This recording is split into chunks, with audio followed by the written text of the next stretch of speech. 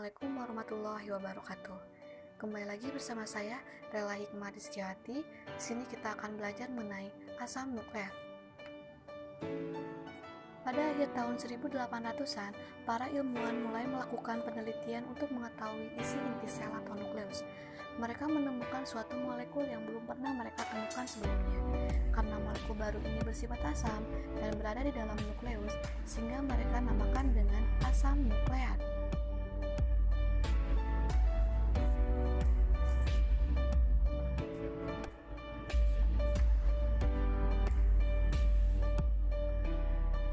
Perlu diketahui, ada dua jenis asam nukleat, yaitu deoksiribosonukleoasid atau disebut juga DNA dan ribonukleoasid atau disebut juga dengan RNA.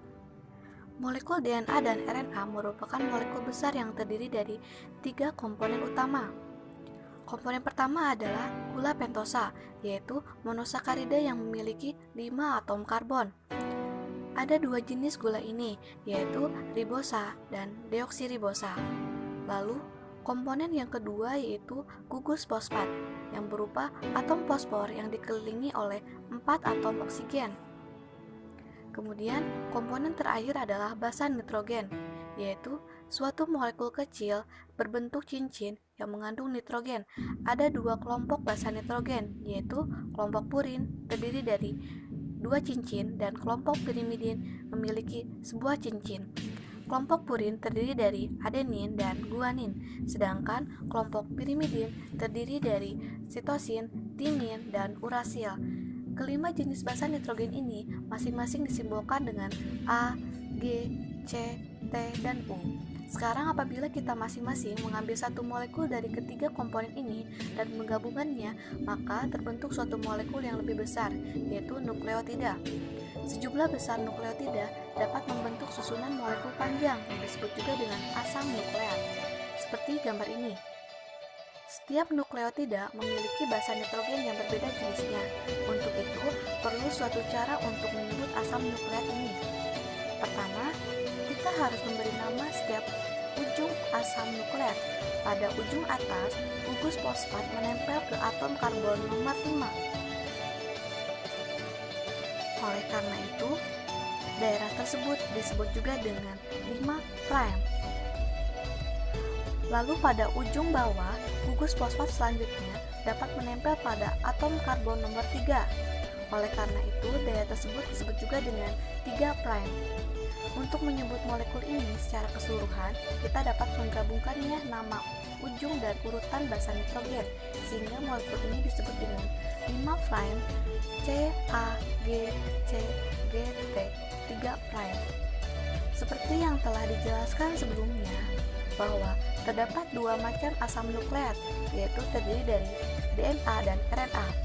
Apa perbedaannya? Perbedaan utama DNA dan RNA, yang pertama, jenis gula. Untuk jenis gula, gula yang menyusun DNA adalah deoksiribosa, sedangkan gula yang menyusun RNA adalah ribosa. Yang kedua adalah jenis basa nitrogen.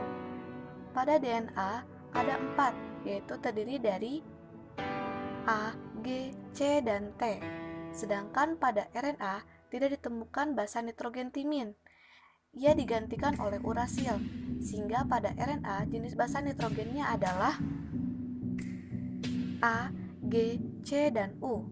Perbedaan terakhir yaitu untaian rantai pada DNA. Terdapat untaian rantai ganda, sedangkan pada RNA untaian rantai berupa tunggal.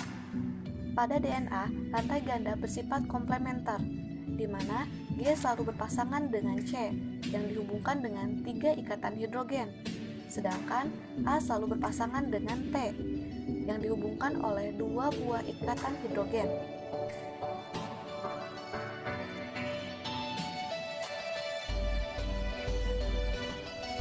Agar tidak rumit, mari kita sederhanakan ilustrasinya menjadi seperti ini. Pada kenyataannya, DNA tidak berbentuk lurus seperti tangga, namun berpilin dan berbentuk spiral seperti ini, yang sering disebut dengan istilah double helix.